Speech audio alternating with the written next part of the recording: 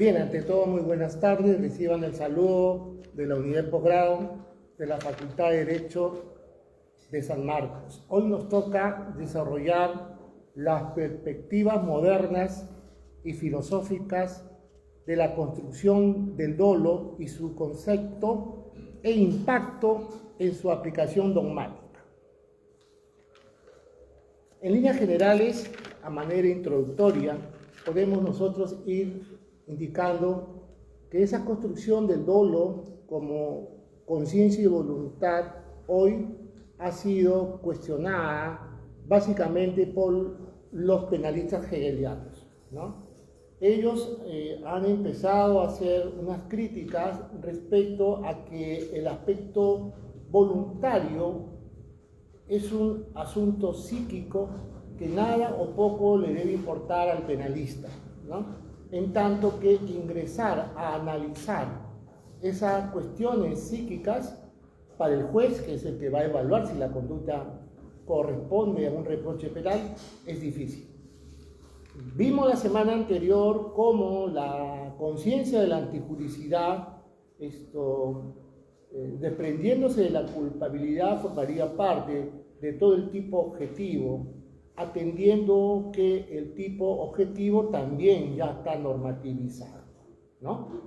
Ya lo hemos discutido la semana anterior. Uno de los puntos que es necesario indicar es cuál es el papel de la dogmática desde el punto de vista filosófico, ¿no? O sea, la dogmática es una guía de interpretación que se tiene básicamente sobre juicios de valor, ¿no? A partir de un desarrollo hermenéutico que cumpla tres funciones. Primero, la función descriptiva. Segundo, la función delimitadora. Y tercero, la función teleológica.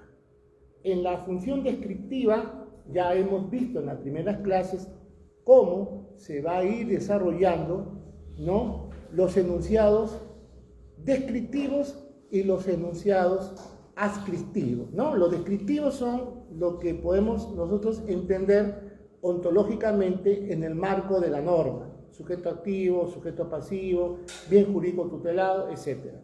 Sobre ello pueden haber una serie de valoraciones extratípicas o típicas de acuerdo a los conceptos o desarrollo que cada operador deba o pueda tener. Por ejemplo, en el caso de la autoridad mediata, de aparatos de poder, ¿no? O sea, de organizaciones delictivas que trabajan en órganos de poder a través del ejecutor del acto, el actor, el autor llamado detrás de escritorio, una teoría. De repente otro sector de la doctrina considera de que aquí no habría autoría mediata por encargo de escritorio, sino una coautoría, ya sea adhesiva, conclusiva, etc. Ya es la posición que cada uno pueda tener al momento de evaluar una cuestión de derecho a partir de su función o su rol, abogado, fiscal o juez, o investigador, es decir, un jurista teórico, ¿no?, que escribe, que desarrolla. El segundo elemento es fuerte. Delimitadora. Esa es una función netamente del tipo penal. El tipo penal es un seleccionador de conductas típicas, ¿no? O sea, conductas que se adecúen a los elementos objetivos del tipo penal. Hay algunos, como vamos a ir desarrollando, que consideran que también deben adaptarse a los elementos subjetivos distintos al dolo, es decir, aquellos de tendencia interna trascendente o de tendencia interna intensificada, en los casos, por ejemplo, de agravantes genéricas y agravantes específicas. Un ejemplo de ellos es el 317, ¿no? O sea, asociación ilícita para delinquir, ¿no?, que lo confunden con crimen organizado, ¿no? Por ejemplo, en el 317, si ustedes lo leen, van a encontrar una agravante genérica y una agravante específica, ¿no? Esto en torno a la función de la pena. En algunos casos es mayor que en el primer caso, que están dentro de la tipicidad del 317. Aquí lo que el legislador ha hecho es un desarrollo de carácter político criminal, más no dogmático. Porque dogmáticamente tendría que haberse respetado el tipo base de asociación ilícita y la agravante.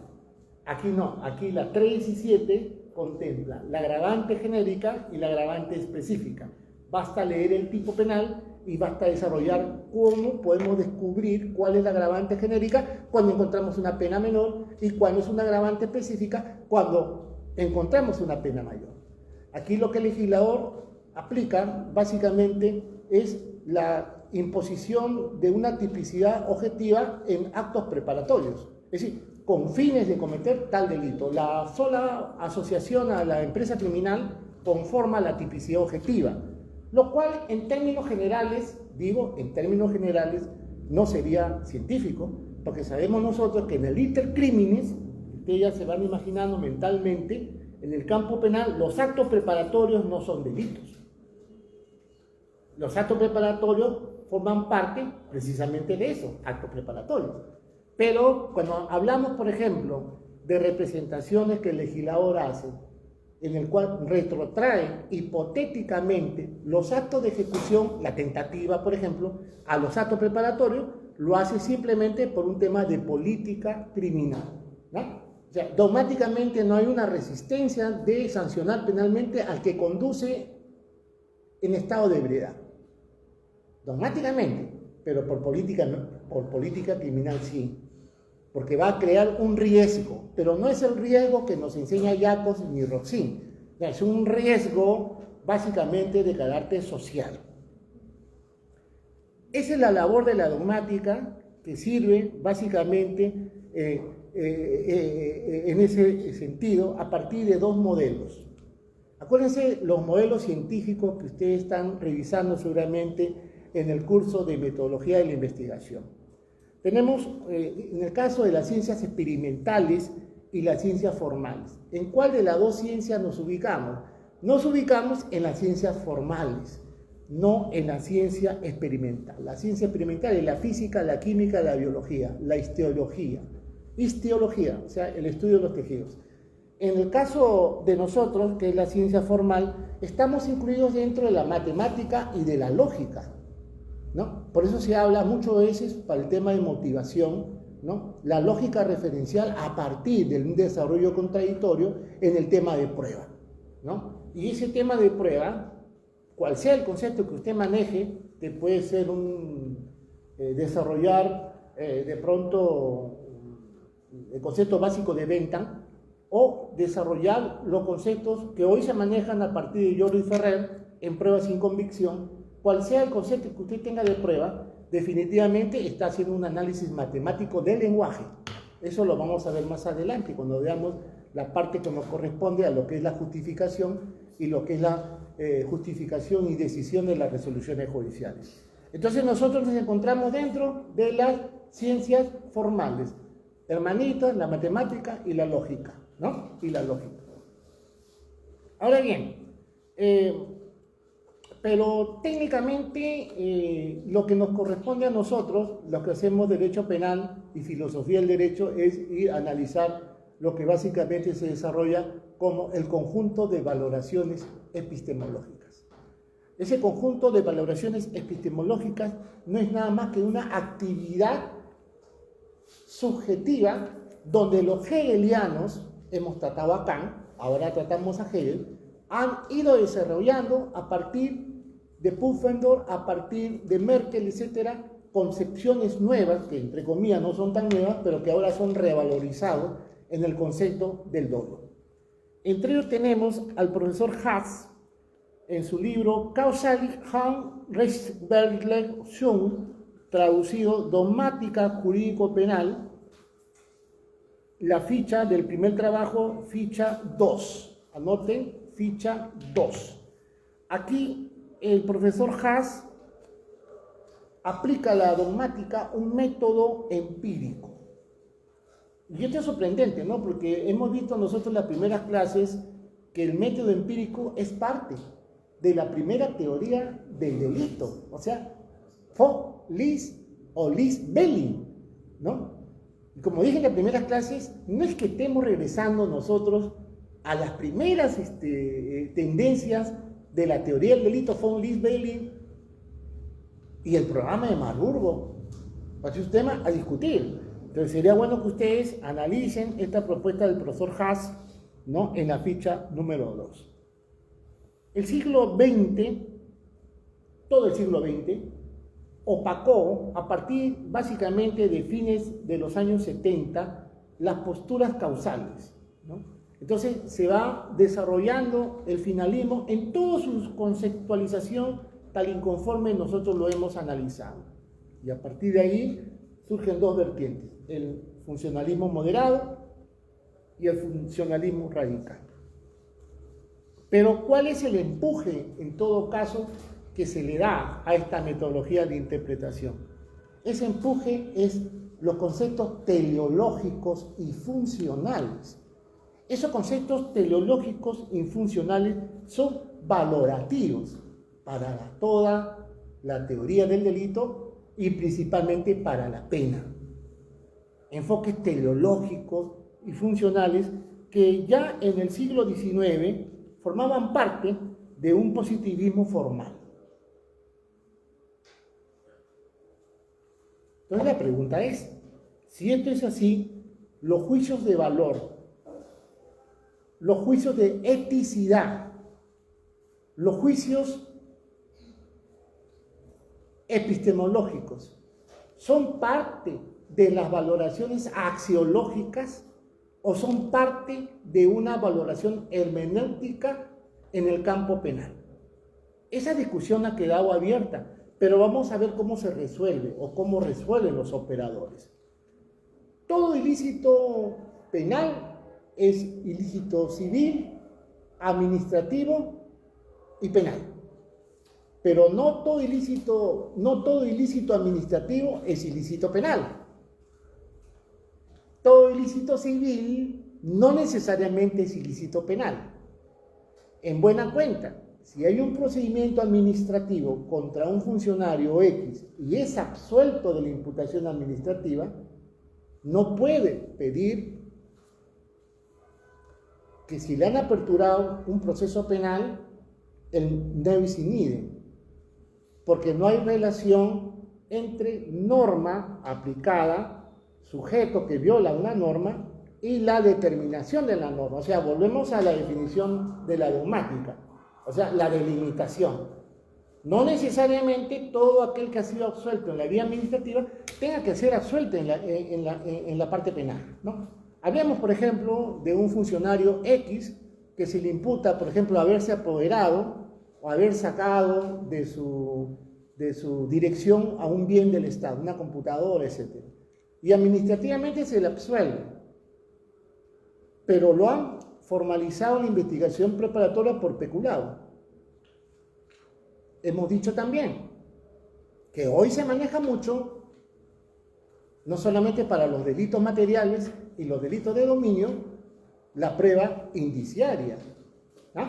Es decir, no necesariamente tenemos que necesitar la prueba directa, ya que es un trabajo que la Fiscalía va a realizar sobre estos hechos. Peor aún si se trata de organización criminal, ¿no? De organización criminal. Entonces, ahí, por ejemplo, esta delimitación abarca conceptos teleológicos, conceptos valorativos, ¿no?, que se van a desarrollar básicamente en la cosa, es decir, en el objeto del problema. Si es el problema un bien jurídico, a partir de ahí desarrollar cuál o cuáles son los protectores de ese bien jurídico, ¿no? Acuérdense que el derecho penal es la última ratio. Hay otros protectores administrativos, sancionadores, pero eso no significa necesariamente de que no haya tipicidad objetiva. Por lo menos tipicidad objetiva. Los penalistas hegelianos y los sociólogos hegelianos, ¿no?, a la cabeza con Max Weber, ¿no?, han señalado que los juicios de valor son lo más importante en el campo del derecho. Jurídicamente, lo empírico, lo hemos visto en la primera clase, contempla dos aspectos: las leyes y el método de interpretación de esa ley. Ese es lo empírico, ¿no? La ley siempre está dentro de un campo de valoración ontológica. ¿no? Y ese sustrato del propio contenido de esa investigación. Entonces, algunos han sostenido, como Bacigalupo, como el profesor Sancinetti, ¿no? En Argentina, en nuestro país Vito Prado, Hurtado Pozo, que la dogmática es la construcción y reconstrucción del tipo penal. Repito, construcción y reconstrucción del tipo penal. ¿Y por qué esto es importante? Básicamente porque justamente cuando hay una construcción hay una descripción, y en esa descripción encontramos las descripciones que son propiamente descriptivas y las descripciones que son propiamente adscriptivas, ¿no? Insisto, las descriptivas son todo el campo de la fenomenología del actual de la gente, ¿no? Y las adscriptivas es cómo se regula esa actuación de la gente. La descriptiva en el campo del hurto básicamente será la acción de apoderarse. Y la adscriptiva es de qué manera esa acción de apoderarse puede delimitar el tipo de injusto. En este caso, el desapoderamiento de la cosa, ¿no? No basta de pronto para que el tipo penal se consuma que la gente desapodere del bien al sujeto pasivo. Hay que incorporarlo a su esfera de protección. Es decir, cuando el sujeto activo, en este caso el ladrón, comienza a ejercer actos posesorios del bien. Y justamente eso pasa cuando el ladrón huye, ¿no? Chapa el celular y comienza a correr, ¿no? Ahí está haciendo actos posesorios, ¿no? Sobre el bien. Ahí el tipo penal ya se habría consumado. Entonces, esa es la forma adscriptiva que el legislador le da al jurista para que el jurista aplique la metodología de la dogmática y pueda ir reconstruyendo y construyendo el tipo penal a partir de una interpretación que puede ser teleológica, que puede ser histórica, que puede ser lingüística, que puede ser metajurídica e inclusive hasta epistemológica, ¿no? Lo decía al comienzo de la sesión, no, sino lo decía cuando estábamos conversando con algunos de ustedes, era sobre el Código Penal del 24, ¿no? ¿Qué nos decía el Código Penal del 24 respecto al dolo? ¿No? ¿Y qué nos dice el Código Penal del 91 respecto al dolo? Respecto al dolo, el Código Penal del 91 es muy escueto, ¿no? Son delitos y faltas las acciones dolosas y culposas previstas por la ley. Pero vaya, ustedes revisan los materiales del profesor Luis Greco, material 2, va a encontrar que en Portugal el legislador sí ha hecho una descripción del dolo, ¿no? Están en los materiales que les he enviado, ¿no? Hay una descripción cuando estamos frente a la presencia de un dolo directo, un dolo eventual, un dolo con consecuencias necesarias, un dolo accesorio, etc. O sea, hay una definición que no es técnica. No es técnica porque el legislador del 91, me parece muy bien, no ha definido como aparentemente lo hizo el legislador del Código del 24. Y esto es a saber porque cuando el profesor Maurtua desarrolla el Código Penal del 24, lo desarrolla a partir del Código Penal danés y del Código Penal suizo. E inclusive copia en algunas partes el Código Penal de Argentina, que fue el proyecto del Código Penal del profesor Soler, o Soler, como quieran pronunciarlo. Van a encontrar ustedes prácticamente una copia y pega de la época, ¿no? Respecto a la parte subjetivable que el legislador coloca. Esto es importante detallarlo, ¿por qué? Porque Adolf Merkel, ficha 9, anoten, ficha 9, primer trabajo, Adolf Merkel hace una delimitación conceptual de esta problemática. La primera, a la primera concepción le llama concepción positivista. Es decir, aquella interpretación del tipo penal de manera concreta, sin valoraciones teleológicas, ¿no? Sin ingresar a hacer valoraciones de esta naturaleza. Pero hay una razón, ¿no? La razón es de que, acuérdense que Jacobs nos dice que el tipo objetivo está lleno de valoraciones normativas. Entonces bastará solamente hacer una interpretación estrictamente positiva del texto legal. Hablemos de la parte especial del derecho penal. Cuando ustedes lleven, por ejemplo, parte especial, ¿no? O cuando ejerzan su labor como juristas prácticos o teóricos, cuando van a definir lo que es el tráfico ilícito de drogas y la agravante o el delito de conspiración 296 tipo base, el 298 conspiración, ahí van a tener que hacer un análisis teleológico. Porque no será igual que el agente en tráfico de drogas sea descubierto cuando iba a expedir la sustancia psicotrópica o la droga. Ahí estamos hablando de conspiración. Pero vamos a encontrar un problema con el 296, porque el 296, que es el tipo base, que las penas son graves, en conspiración no son tan graves, creo que es de 8 a 15. En el 296, si hay agravantes, creo que es hasta 25, hay que ver el código, ahí sí hay un problema de delimitación. No será igual, repito, que una persona X sea capturado cuando trataba de enviar la droga a cuando es capturado con la droga. Entonces ahí hay un problemita bastante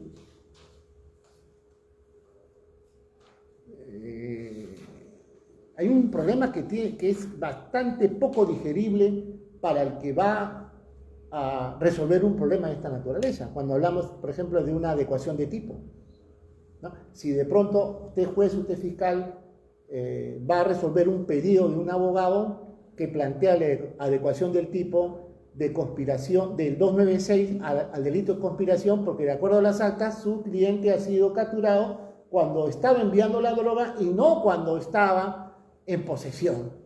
Pero ahí está el problema, porque la 296 te dice, ¿no? Mediante acto de fabricación o posesión. Entonces, ahí entra el papel de la dogmática.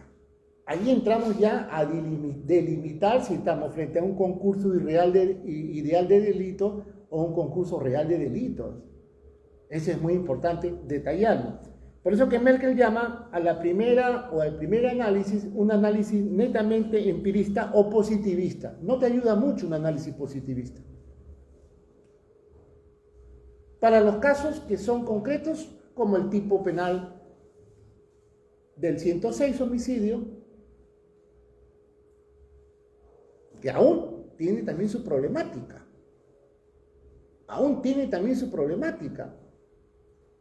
El ejemplo es muy típico, ¿no? Sanzinetti lo dice.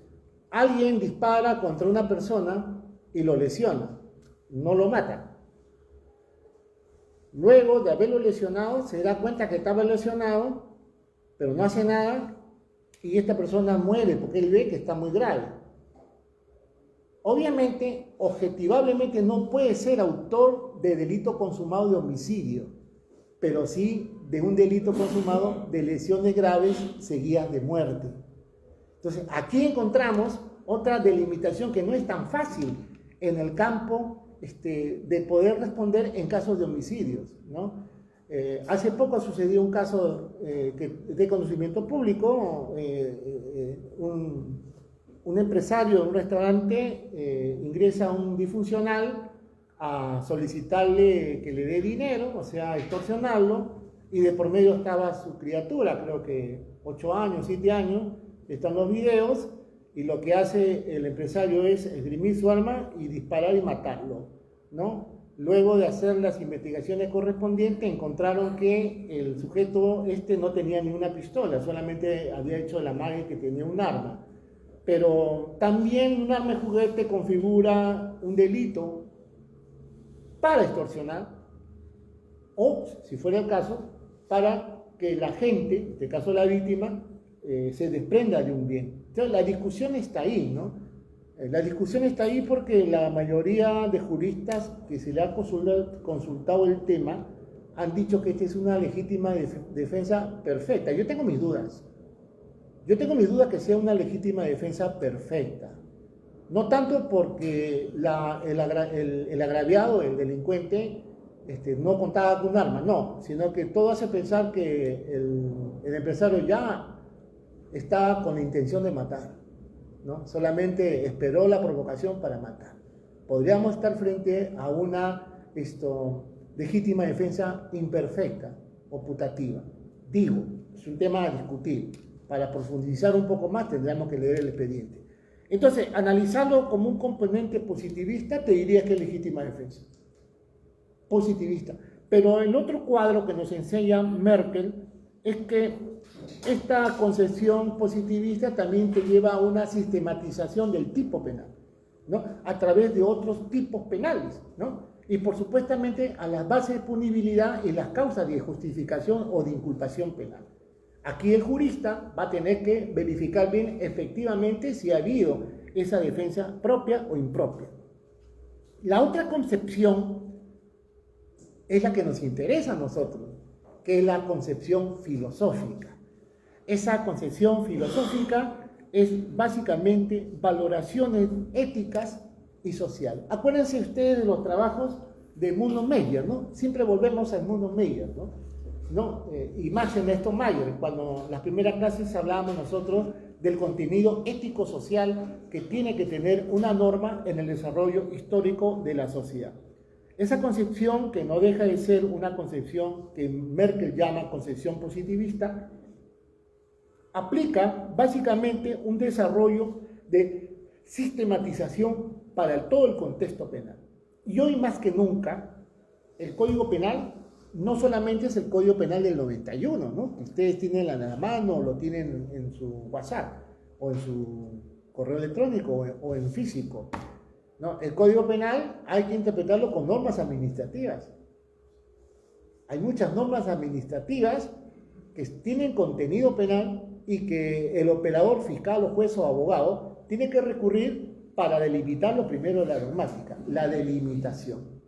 Por eso yo, en tono de broma, les decía en las sesiones pasadas de que si ustedes, por ejemplo, ven un caso de derecho ambiental, usted fiscal, juez o abogado, pues o va a investigar un tema de derecho ambiental, hay tantas normas administrativas y usted tiene que estar leyendo todos los días el peruano, porque en el peruano van saliendo normas que anulan otras normas, etcétera, y que tienen que estar al día, ¿no?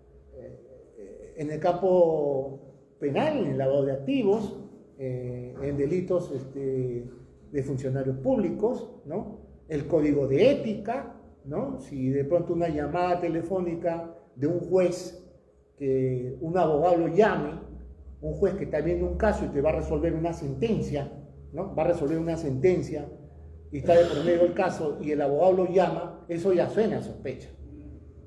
No estamos hablando de corrupción, pero ya hay una sospecha que usted como juez, usted tiene todos los amigos que tiene y eso está muy bien, pero no puede recibir una llamada de un litigante, porque usted es un juez. O por lo menos tener otro número, pero que no sea un número de pronto diáfano, ¿no? Porque la verdadera amistad no es que tú eres mi amigo, ayúdame, ¿no? Si tú eres mi amigo, ¿por qué me traes problemas, no? Si eres mi amigo, considérame. No, pero doctorcito, usted sabe que ya se ha emitido sentencia. ¿Y qué pasa si lo están grabando?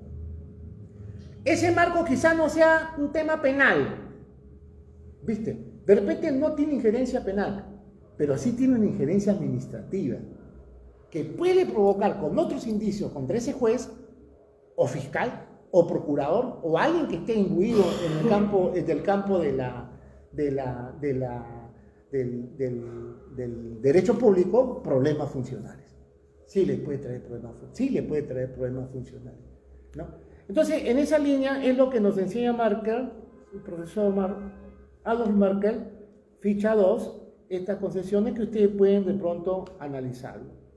Esta concepción positivista de la dogmática te enseña a describir y sistematizar todo el contenido de las leyes, ¿no?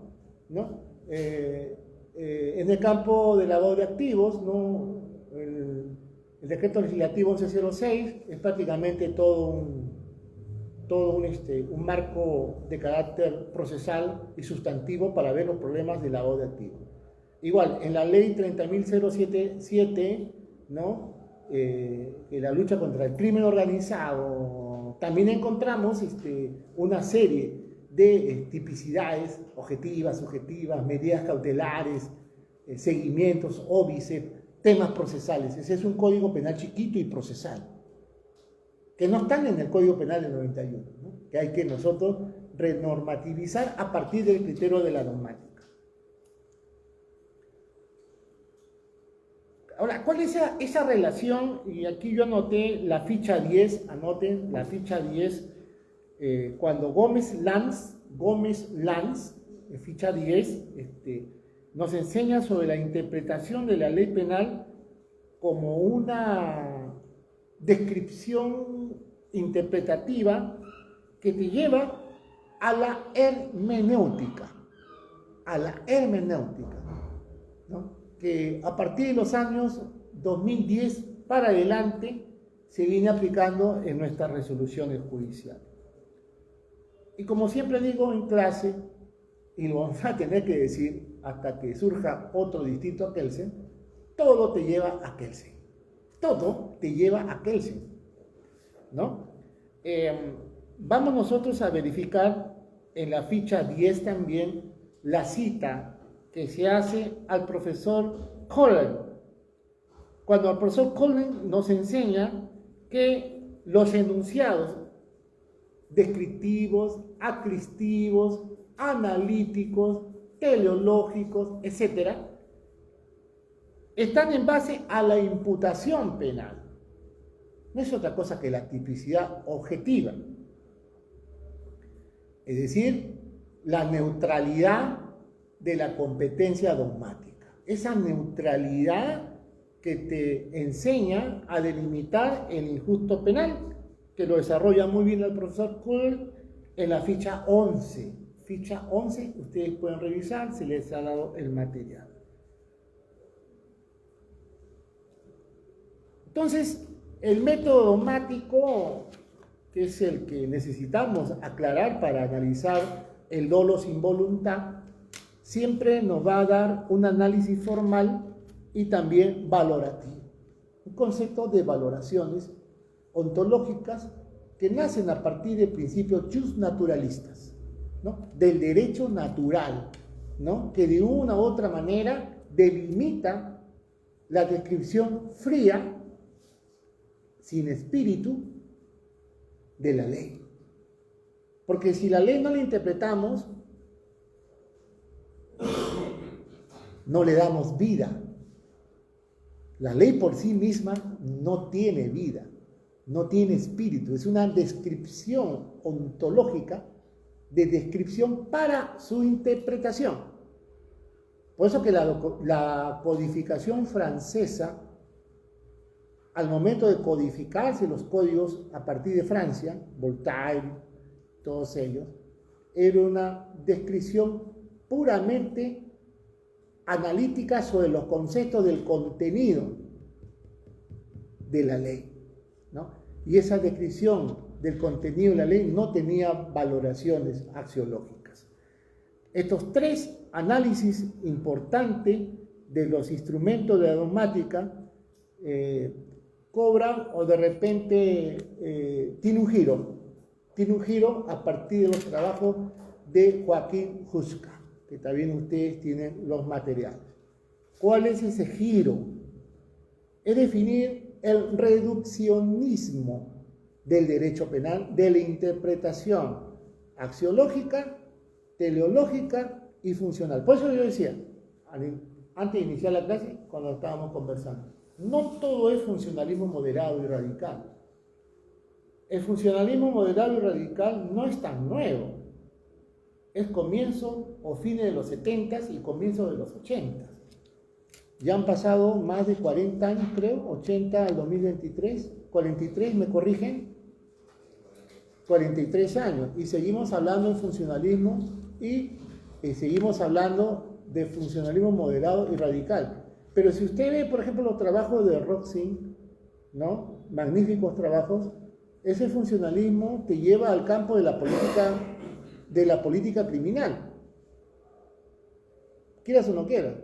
Y los trabajos de Jacobs te lleva básicamente al campo sociológico.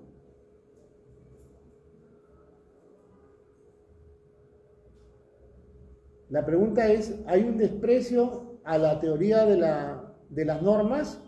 ¿Hay un desprecio a la dogmática por estos dos autores? No, sino que en su desarrollo son muy claros. Uno es un kantiano, el otro es un hegeliano.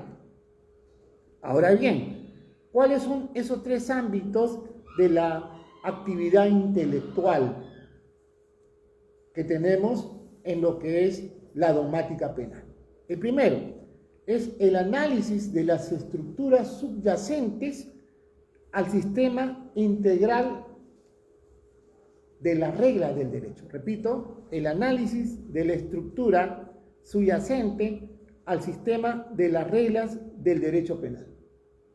Ese análisis de la estructura es básicamente replantear los problemas que hemos dejado los penalistas de desarrollar. El problema del bien jurídico. Porque cuando se trabaja el bien jurídico, delimitamos el injusto personal. Porque vemos si hay afectación o no hay afectación a ese bien jurídico.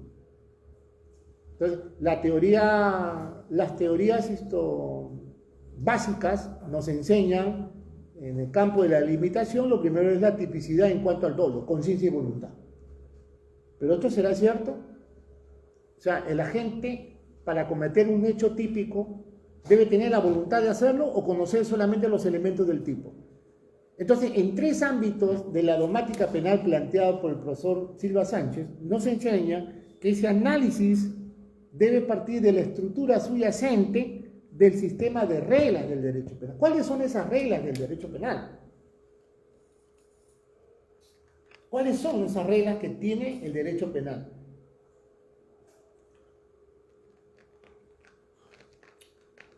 La primera, anoten, es una regla sistematizadora. La segunda es una regla de interpretación. Y la tercera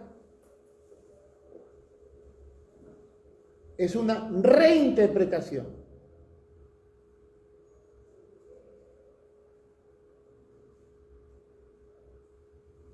En esa línea, los fundamentos de esta postura que nacen a partir del quebrantamiento de los trabajos de Quachin, Huska, nos lleva también a otro análisis que es la realización del Estado ético-normativo, ¿no? Y esto no es otro que volver a los principios axiológicos, ¿no? Y el tercer punto es la formalización de comentarios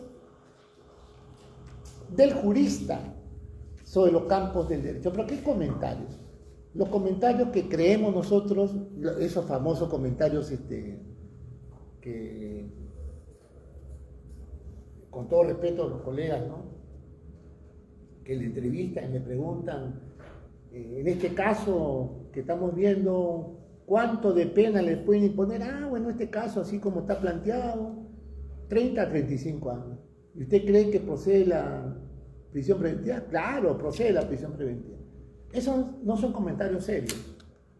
Porque primero, para que usted pueda comentar un caso, perdón, tiene que conocer el expediente, la carpeta. No porque te diga o porque dice un delator, un colaborador eficaz, o porque un canal X saque un concepto de un colaborador sobre un dicho de un tercero, usted como jurista puede opinar. Eso dice mucho. Y además, si usted es abogado de uno de los que está implicado, usted tampoco puede declarar, porque es secreto profesional. Usted no puede vertir una información secreta. Usted es fiscal o juez, con mayor razón, no puede adelantar opinación, pero no, porque lo hacen. Sí, señorita, ¿usted cree en este caso de esta organización criminal? Sí, hemos probado que hay esto y lo otro, y por lo tanto va a haber una pena mayor a 35 años.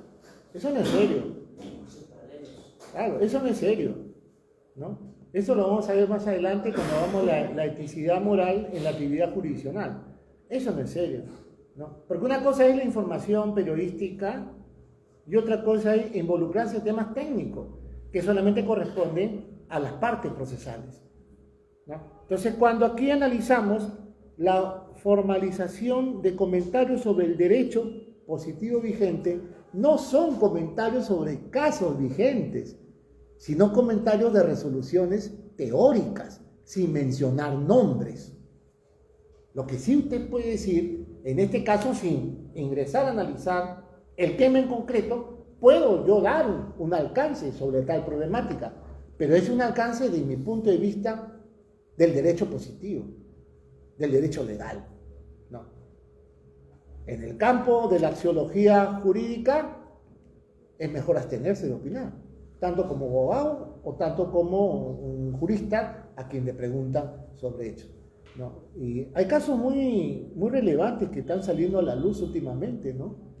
Algunos que han hecho denuncias por delitos cometidos, dizque, en el padrón, ¿no?, de falsificación de documentos, en el caso del presidente Castillo, ¿no?, y que en su momento lo hicieron. Al final el OMPE declaró que no había ninguna falsificación y ahora los han denunciado. Y esa es la consecuencia, ¿no? O sea, la consecuencia de nosotros advertir cuestiones que no son jurídicas, ¿no? Y de limitarnos básicamente al desarrollo propio de nuestro trabajo. Entonces, estos enunciados descriptivos, ¿no? Juzga, anoten, ficha 22 a 25, ¿ya? Ahí hay 22, 23, 24, hay 4 fichas que tienen que revisar. Cuando Joaquín Juzga nos dice que estos enunciados descriptivos describen un problema del derecho penal y que la hermenéutica con la fenomenología, planteada así, de esta manera, desarrolla una tarea para la dogmática penal. ¿Cuál es esa tarea para la dogmática penal? Las reglas de la lógica y de la racionalidad. Anoten, reglas de la lógica y racionalidad, ¿no? Lo que quieran ahondar un poco más en el tema, pueden ustedes ver la ficha 22 al 25. Entonces, lo que plantea Joaquín Juzga es básicamente un planteamiento reduccionista ante el desprendimiento, pues, de los funcionalistas moderados y radicales, ¿no?, que se van a través de una sistematización normativizada del tipo objetivo. Hay que reducirlo a una interpretación no exegética francesa, sino a una interpretación netamente teleológica, que es lo que se busca, ¿no? El fin de lo que el legislador quiere para la comunidad, ¿no? Para que esta comunidad viva en paz, para que la comunidad viva saludablemente. Esa es la razón de la legislación, esa es la razón de la Constitución. Entonces, reglas de la lógica y el discurso racional, ¿no? Entonces, aquí el formalismo es un constructo para Joaquín Juzga, es un constructo. Y eso, aunque él no lo dice, pero nos hace pensar un poco en Luhmann. Nos hace pensar un poco en Luhmann, ¿no? Y si usted hace un trabajo de investigación, podría decir, bueno, podemos utilizar sociológicamente los trabajos del profesor Luhmann. La gran pregunta que yo traigo el día de hoy en esta sesión, claro, va a quedar para responderla, no sé si en este curso o en otros cursos más adelante, es que no caben aproximarse a los juicios de valor sin el contenido positivista. Repito, no cabe aproximarse a los juicios de valor sin contenido positivista. Traducido en criollo, necesariamente los penalistas, cuando hacemos filosofía del derecho y dogmática, solamente debemos nosotros abocarnos a una interpretación de la ley, o sea, les lata, ley vigente, o podemos aplicar la lex ferenda. Ese es el papel de la dogmática, pues. Interpretar reconstruir y reinterpretar el tipo. De repente en el tipo le falta algo y podemos nosotros proponer esa falta de algo. ¿Para qué? Para delimitar, reducir, ampliación reduccionista del contenido normativo. No todo tampoco es un contenido normativo, pues, porque el contenido normativo al final nos va a llevar a una expresión literal y exegética de la norma, porque vamos a quitarle o le vamos a restar el valor axiológico. Ficha 21, quien da una respuesta en su momento fue el profesor Armin Kaufmann. Ficha 21. Dice, así las cosas, o sea, respondiendo a esa pregunta, prácticamente la filosofía del derecho debe abocarse a los conceptos universales. Hemos dicho insistentemente que no estamos haciendo derecho penal, ¿no? Pareciera que hacemos derecho penal parte general, ¿no? Estamos haciendo filosofía del derecho penal a partir de una interpretación axiológica, valorativa, sustantiva, etc. A partir de ahí, ¿no? Entonces tenemos que darle el contenido a lo que el profesor Wolf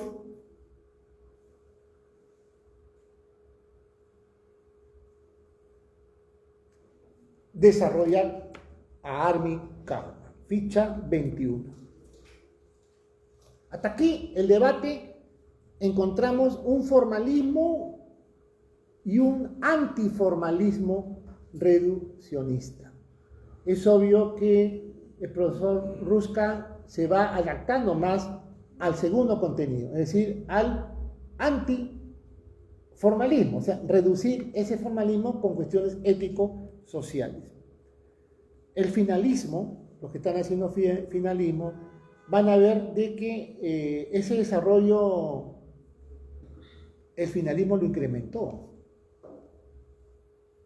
Lo incrementó en el sentido de que desarrolló los tres elementos o categorías del delito: acción, tipicidad, antijuricidad.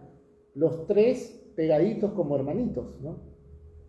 Las dos primeras, el injusto personal. Un elemento negativo del tipo anularía la tipicidad objetiva. Renormativización para los funcionalistas radicales, yacos. Pero adecuación típica para los finalistas. Ahí encontramos un formalismo bastante claro en el finalismo, ¿no? Por eso que han sido cuestionados, ¿no? Hay algunos, como el profesor Luis Greco, ¿no? En diferentes artículos de investigación, es más, en varias entrevistas, él ha señalado que el finalismo ya murió. Hay que interpretar lo que dice el profesor Greco, ¿no? Yo leyendo sus obras, realmente lo que él quiere decir no es tanto que ya murió, sino que ha sido superado en algunas cuestiones. En el campo de la autoría, discutíamos con Marco.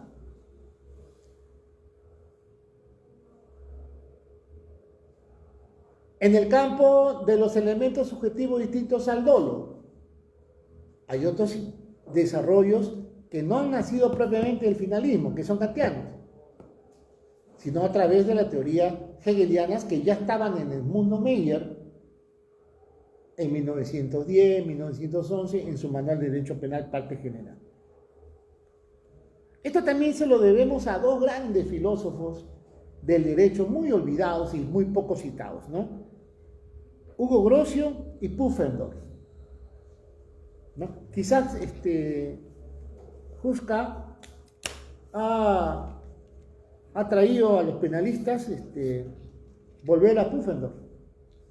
Lo habíamos olvidado. Es más, en las clases de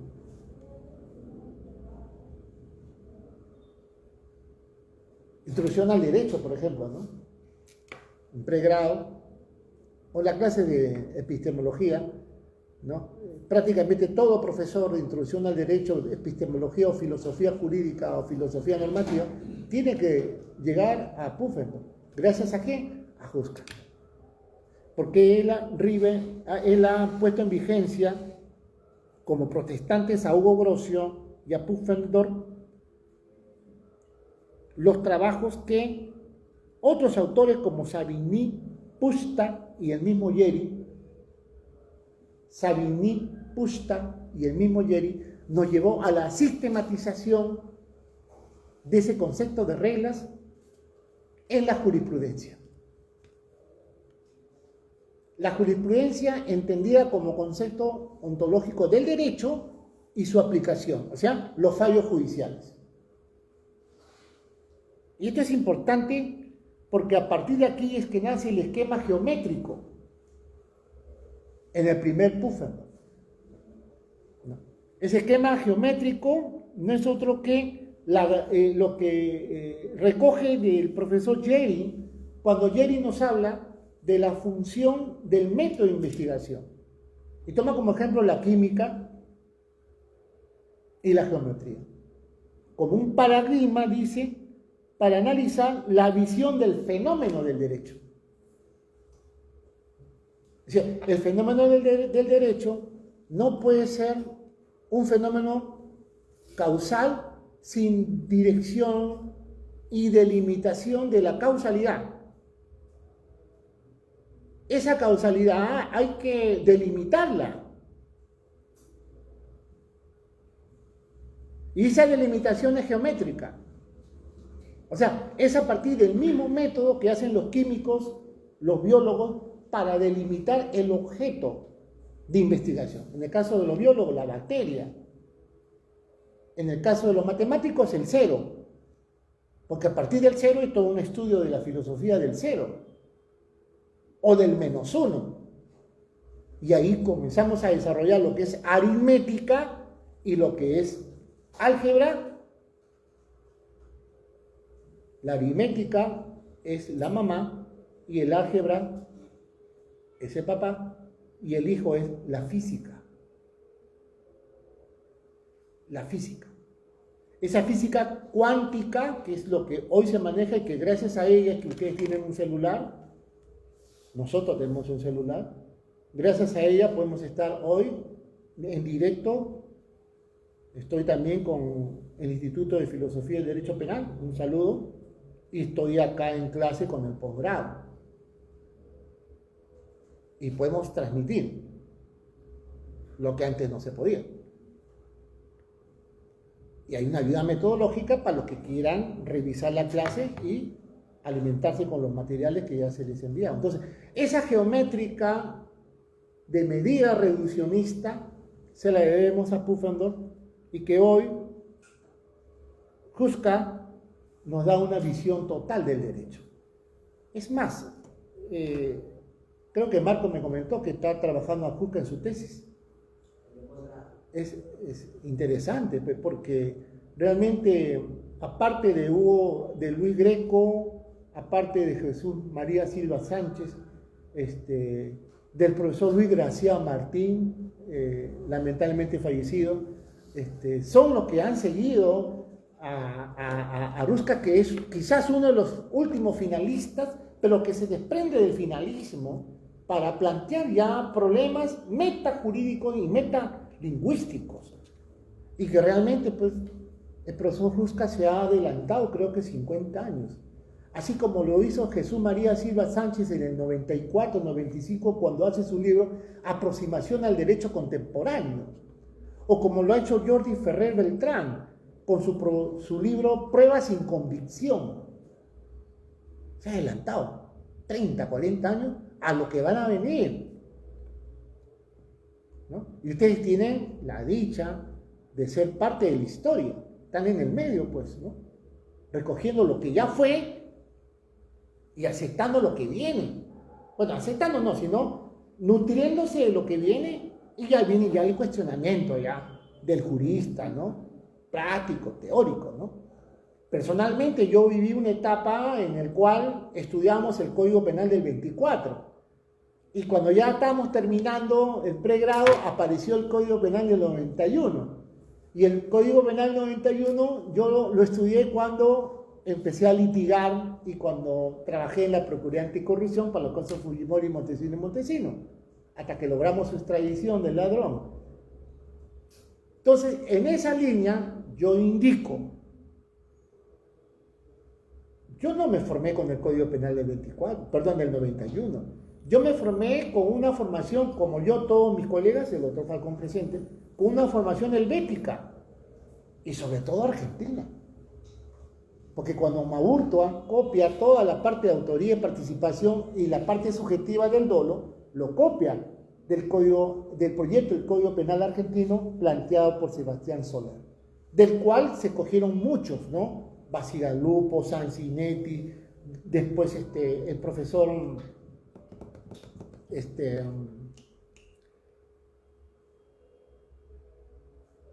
Zaffaroni y sus dos asistentes que tiene, ¿no? Han ido desarrollando. Entonces, este esquema geométrico nos lleva a eso, ¿no? Y una visión de un fenómeno jurídico a través de un desarrollo jurídico valorativo. Es quizás Feuerbach, siempre lo hemos discutido Feuerbach, y volvemos a las primeras clases, cuando él le da un concepto de contenido material a las leyes y un concepto de contenido espiritual a esa interpretación. O sea, es una postulación postmoderna del jus naturalismo, o sea, del derecho natural.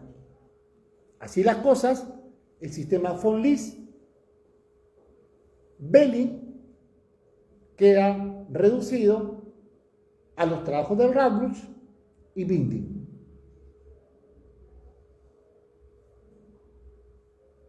A partir de ahí podemos discutir ya cuál es esa visión del dolo sin voluntad. Teóricamente, el dolo está contenido dentro de lo que se conoce como conocimiento y voluntad. Los finalistas decían, este conocimiento y voluntad no es otra cosa que la realización del tipo objetivo. Del tipo objetivo. O sea, quien realiza el tipo objetivo lo realiza con contenido descriptivo de los elementos del tipo, sin valoraciones axiológicas, pero sí con contenido volitivo. O sea, en el hurto, el agente desapodera el bien, lo incorpora, realiza actos de posesión y también tiene la voluntad de quedarse con el bien, enajenarlo o venderlo. Pero ¿quién te ha dicho eso? ¿Eso es verdad? ¿O es que simplemente el agente quiere hurtar? De repente lo quiere usar, de repente llega a la casa de la novia y la novia le dice, uy, qué bonito reloj, mejor me quedo. Ah, te lo regalo por mi compromiso contigo. Pero su voluntad no era regalarle a la chica, de repente era regalarle a otra chica. O de repente era venderlo o alquilarlo.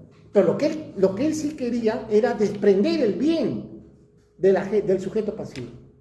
Entonces el dolo, ¿dónde está? Algunos juristas dicen que está en la mente del juez. No sé cuántos serán ustedes juez, pero está en su mente. Ahí está el dolo. Bueno, es una teoría, es una propuesta, es un desarrollo, es una discusión. Acá sí les pido por favor la ficha 3, porque lo que voy a hablar yo mismo ni me voy a entender, pero de otra manera es importante que ustedes lo tengan para que de pronto analicen el concepto. Hay autores alemanes nuevísimos, no traducidos, ¿no? Como es Lackner y Kuhl. Strafrecht han hecho un libro, parte general, y en su libro de parte general ellos mencionan lo que yo estoy indicando. Decía, el dolo sin voluntad, conocimiento. La cita está en la ficha 3 del segundo trabajo. Hay otro autor alemán, Stemmer Liebden, que también está en la ficha 3, que Zaffaroni ha traducido. Y también está en la ficha 3 la nota de pie de página de todos los autores y la nota de pie de página de los libros.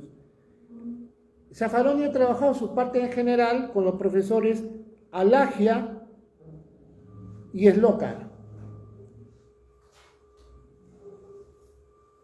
Aquí Zaffaroni hace una crítica a esta conceptualización que al dolo no se le puede excluir la voluntad. Porque si aceptamos, dice Zaffaroni textualmente, si aceptamos ese reduccionismo de Huxka, o sea, la reducción del concepto de la dogmática, vamos a reducir todo a un concepto puramente descriptivo. Y esto puede atentar contra el principio de legalidad, y es más, sería un derecho penal de autor. Eso está para discutirlo, ¿no? Puede ser, no puede ser, ya es cuestión que cada uno vaya asumiendo posición. El término voluntad, cuidado, hay que, en el campo de la filosofía analítica del lenguaje, el término voluntad hay que analizarlo en dos aspectos, ¿ah? Cuidado, el primero es un estado mental, lo que usted puede estar pensando, ¿no? Usted puede pensar de acuerdo a su estadio mental de emoción. Usted se encuentra con un amigo, una amiga de tiempo. Hola Charito, ¿cómo estás? ¿Qué tal Héctor? Te abrazas, todo. Oye, nos tomamos un café el fin de semana. Tú alegre, ¿no? Ah, ya, pues está bien, entonces te llamo. ¿Ya? No, yo te voy a llamar. Y tu esposa te dice, ¿cómo? ¿Con quién vas a salir todo el sábado? No, tengo una amiga de Charito de la universidad. Vámonos los dos. Entonces, ese estado emocional va a cambiar después, cuando usted incorpora lo que usted pensó en ese momento, ¿no? Una alegría de ver una compañera, o al revés, un compañero después de tanto tiempo, ¿no? ¿Cuál es tu nombre, niña? Angélica y Marco. Veo que son amigos, no sé si vienen del pregrado, pero son patas. De repente terminan el grado, Angélica se va a Alemania, Marco se va a España, no sé, pasan 10, 15 años y se vuelven a encontrar. ¿Las emociones serán las mismas? No sabemos, ¿no? Y eso ha pasado en reuniones, por ejemplo, de promociones, ¿no? Sobre todo en colegio, ¿no? Hay algunos que creen que porque son ingenieros, abogados, médicos, y el otro por ciertas razones no pudo estudiar, por ciertas los tienen ahí. Cuando eran estudiantes, en el colegio eran todos amigos y todos felices. Y yo lo he observado, ¿no? Yo eso lo he observado. Yo nunca hago alarde de mis grados que enseño acá, ya no. Yo con mis amigos del colegio soy un niño, porque todos hemos sido niños. Ahí no viene que usted es gerente, abogado, profesor, ministro, no. Entonces, esos estados emocionales mentales cambian. O sea, la voluntad, primer elemento, estado mental. Segundo elemento, una entidad empírica, o sea, una vivencia actualizada del momento. La voluntad es cambiante, por supuesto que es cambiante. La voluntad está regida por las emociones motivacionales. Y esas emociones motivacionales pueden originarse por tres aspectos. Primero, estado físico-mental. No será bien, con todo respeto lo digo, no pensará bien alguien que está pues con el COVID, ¿no? Está reducido. Que alguien que está sano. No pensará bien alguien que está con 380 de azúcar. Está muy elevado. Se vuelven ariscos, se vuelven, no sé, ganas de pelear y todo porque están con el azúcar, ¿no? Es la verdad. O de repente algunos que necesitan tomar algunas medicinas para controlar la violencia, ¿no? O sea, son estados mentales, que no todos son iguales. No, es cierto, ¿no? Es cierto, ¿no? Algunas patologías psicológicas, ¿no? Que hay, o sea, no vemos nosotros ese aspecto. Ese es el dolo, pues. Esa es la parte que nos han enseñado de la voluntad. Entonces, esa voluntad no solamente es un estado mental, sino es una entidad empírica. Empírica que debemos demostrarlo. ¿Cómo debemos demostrarlo? La pregunta es ¿cómo? Sigamos desarrollando. En cambio, los que proponen el dolo sin voluntad, para suprimir la voluntad, aplicamos la atribución normativa. O sea, los deberes, ¿no? Los deberes de garante, el rol, su función, ¿no? Las actividades de reproche sobre la conducta del injusto personal. Es decir, la voluntad no es una entidad interna simplemente, sino es una entidad mental. No solamente es interna, sino es mental. O sea, internalizar lo que es mentalmente válido a través de un acto propiamente ejecutivo empírico. La experiencia. La experiencia.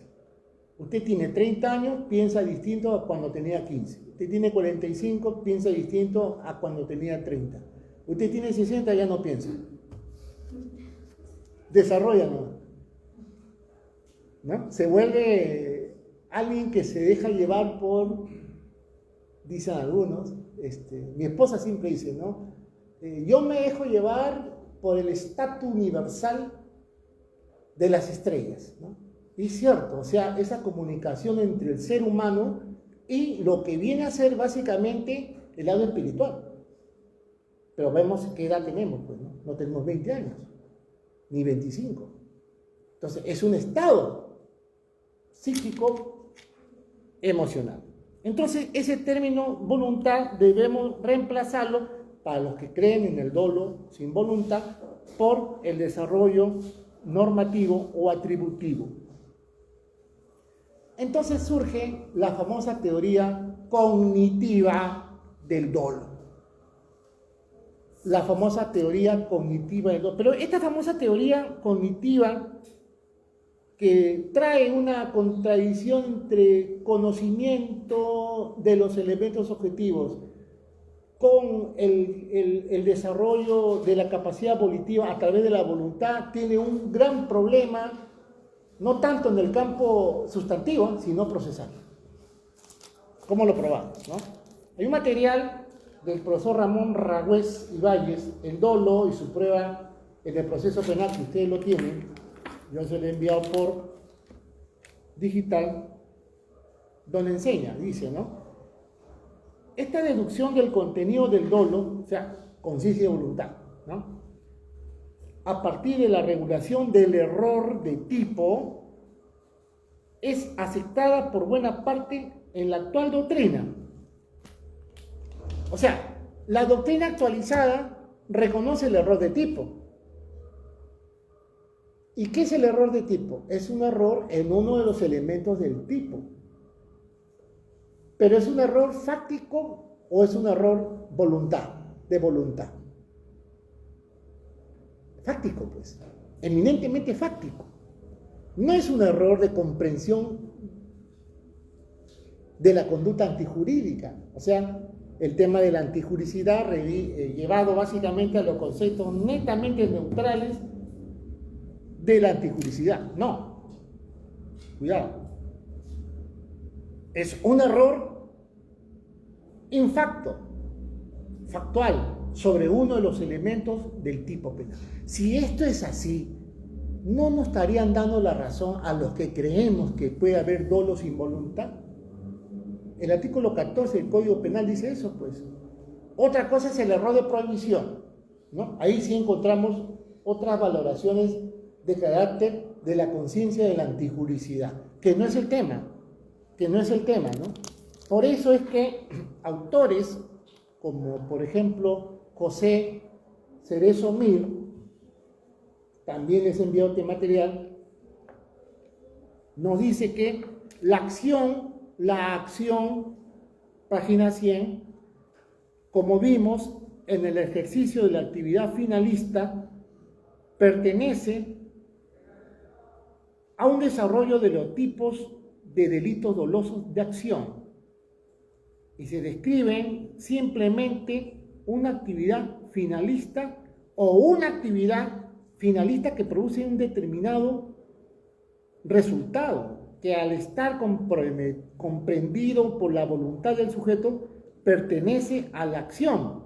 Cuidado, contenido en la voluntad del sujeto. ¿Pertenece a dónde? A la acción. Página 100. Y si pertenece a la acción, le estamos desprendiendo ese contenido volitivo del dolo, ¿no? Porque en la acción encontramos la tipicidad objetiva. Y todo cuerpo normativo, jóvenes, como el que tenemos nosotros en el Código Penal, que contenga error de tipo, estaría reconociendo tácitamente el dolo sin voluntad. Tal y conforme se ha reconocido en diferentes ejecutoras supremas sobre el contenido del desarrollo del dolo cognitivo, ¿no? Del dolo cognitivo. ¿Cuál es tu nombre, hijo? Ledman, doctor. Ledman nos trajo una buena información, yo la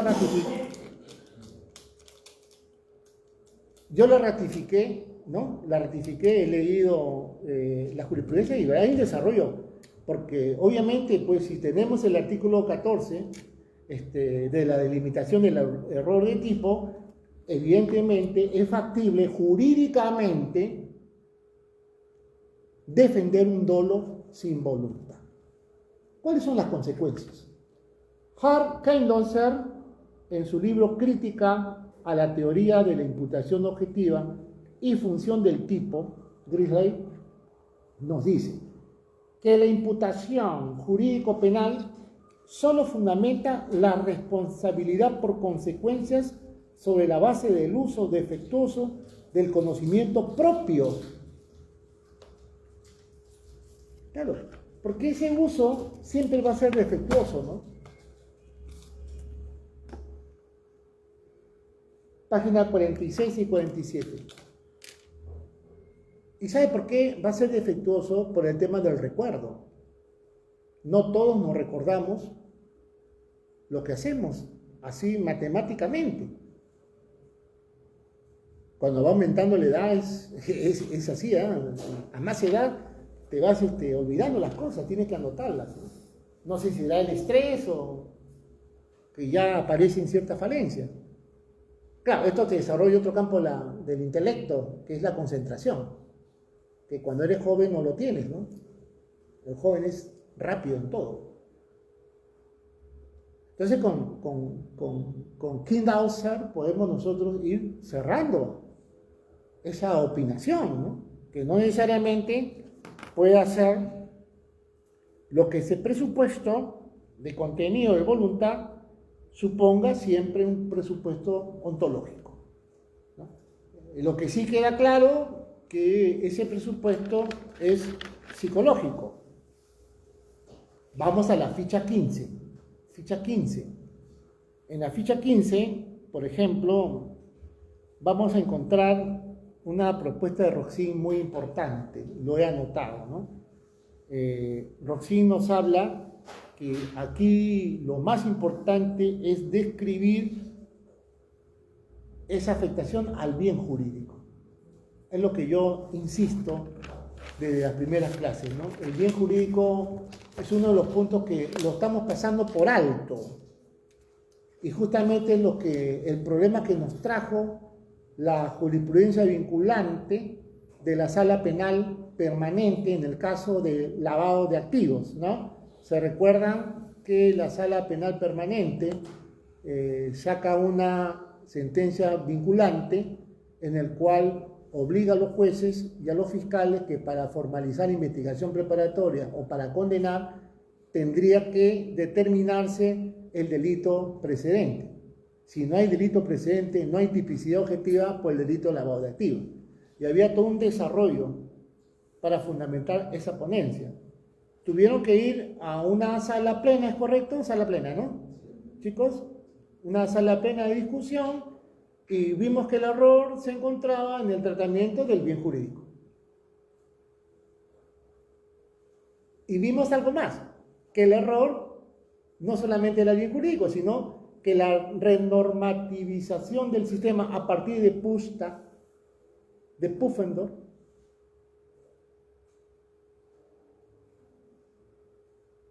te lleva a las normas de reenvío. Y esas normas de reenvío son de contenido normativo en todo tipo penal. Siempre vas a entrar a normas de reenvío, a analizar lo que puede haber, una descripción administrativa, una descripción de carácter ontológica, una descripción inclusive de reglas de trato social.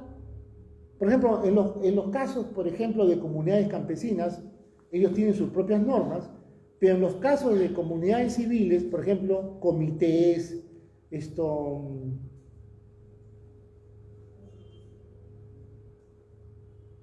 unificación vecinales, hay normas de carácter dolosas, administrativas y de conmutación, básicamente de imposición de una sanción. Por ejemplo, antiguamente, hace poco ya salió una resolución del TC, alguien podría decir tan mal, están bien, no sé, estaba prohibido en un condominio tener animales, ¿no? Gatitos, perritos, ¿no? Puede ser constitucional, no puede ser inconstitucional, ese es otro debate, pero estaba prohibido. Entonces cada persona que alquilaba o compraba un bien en un condominio se tenía que regir por esas reglas. Luego, si no se regía, se le aplicaba una sanción, ¿no?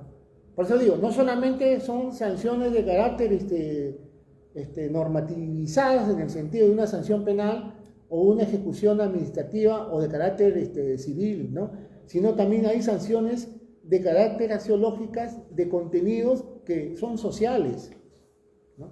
Pero que tienen un grado de responsabilidad o no a través de una atribuibilidad de parte de los sujetos que se componen a partir del desarrollo social. Póngase el caso, usted es abogado, le consulta, ve a comprar un inmueble, pero las reglas del trato social indican que no puedo llevar a mi gatito, yo a mi gatito lo quiero mucho, ¿qué hago, abogado? ¿Qué acción usted iniciará? Habrá una acción constitucional para que le permita llevar a su animalito. Pero ya el TC ya se pronunció y dice que es ilegal prohibir, ¿no?, a los usuarios llevar animales. Entonces, ahí hay una valoración axiológica, más que una valoración normativizada, porque no hay una sanción. Solamente dice, ¿no?, sí es factible. O sea, usted puede llevar a su animalito sin que le cause a usted una sanción administrativa por parte del condominio, ¿no? Esa línea, por ejemplo, vamos nosotros a ir desempeñándola porque volvemos siempre al comienzo. La pregunta es, ¿cuál es el contenido psicológico de esa voluntad, del dolo? ¿Cuál es ese contenido? Es ambiguo, ¿no? Porque puede designar, repito, estados mentales, ¿no?, como un esquema de un derecho atributivo normativo. Mercedes Pérez Manzano, comentando el Código Penal Español de 1995, en su página 58 a 59, nos dice lo siguiente: el desdoblamiento de los delitos como argumento a favor de la teoría del injusto personal y como consecuencia de ello de ser un concepto distinto para los autores entre autores dolosos e imprudentes. Si la voluntad no existe en el campo del dolo, para lo que plantean esa teoría, en los delitos imprudentes peor, pues. Porque en el delito imprudente no hay tipo objetivo doloso. Solamente tenemos que determinar la imprudencia y la impericia que hayan producido el hacer de esa conducta. Mercedes Pérez Manzano más adelante desarrolla y dice, en los casos, por ejemplo, en el cual la delimitación del injusto por dolo no alcanza, pero hay indicios de la delimitación por el tipo culposo, habría que determinar exactamente cómo fue la descripción de la conducta de la gente que produjo una inobservancia del deber de cuidado. Esa inobservancia del deber de cuidado es precisamente lo que va a distinguir el dolo de la culpa, desde la perspectiva mayoritaria. Pero la distinción, dice, entre estos cuadros dolosos, esta descripción es un desdoblamiento de los delitos. Y ese desdoblamiento de los delitos nos enseña el profesor Bacigalupo cuando nos da una aproximación de ese desdoblamiento a través de lo que él conoce como el concepto del dolo. Dicen, no existe ninguna duda sobre la necesidad de una participación subjetiva del autor en el hecho como condición de la responsabilidad penal. Es una exigencia tanto de los principios como de las leyes hoy vigentes.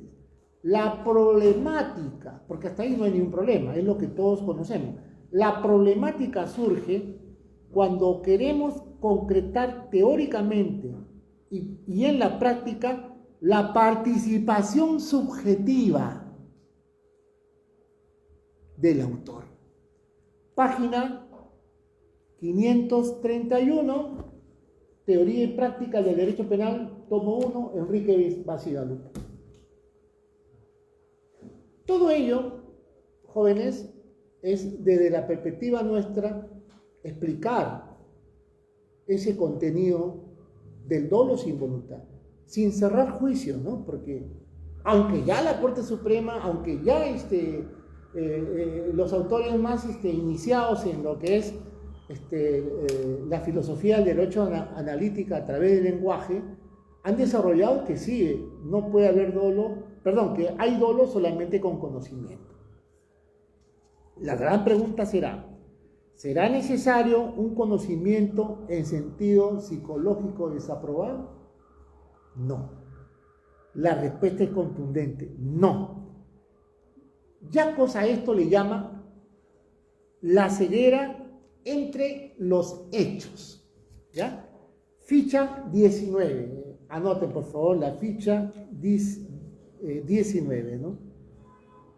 Jacobs es muy sugestivo para escribir, ¿no? Y voy a leer concretamente la ficha, ¿no? Considerar metodológicamente muy sospechoso estos conceptos del dolo cuando derivan de consecuencias jurídicas de meros hechos naturalísticos, ¿no? Porque lo naturalístico pues no nos interesa, ¿no? Hemos dicho en las primeras clases, nosotros no tenemos dominio sobre la atmósfera, sobre el clima, ¿no? O sea, en el campo penal esto no podemos nosotros desarrollar. Existe un riesgo, dice, ¿no?, a partir del desarrollo de la ceguera ante los hechos. Esto lo publicó Jacobs en el año 2004. ¿No? ¿Cuántos años han pasado? 19, casi 20 años. Ya recientemente, le comenté la semana pasada, ya llegó Jacobs a la consecuencia de que sí existe, que la conciencia de la antijuricidad no se le puede reclamar a la culpabilidad. Lo hicimos la semana pasada. Y eso va a traer una consecuencia, ¿no? todo va a quedar en el campo objetivo. Entonces tenemos un termómetro que resulta concretamente enumerar tanto los sentidos del dolo a partir de una sustentación de carácter del lenguaje jurídico. Vean la página 36, anoten. Hay una nota del profesor Schmidhauser cuando él también apela a conceptos concretos prejurídicos. Estos conceptos concretos prejurídicos, ¿no?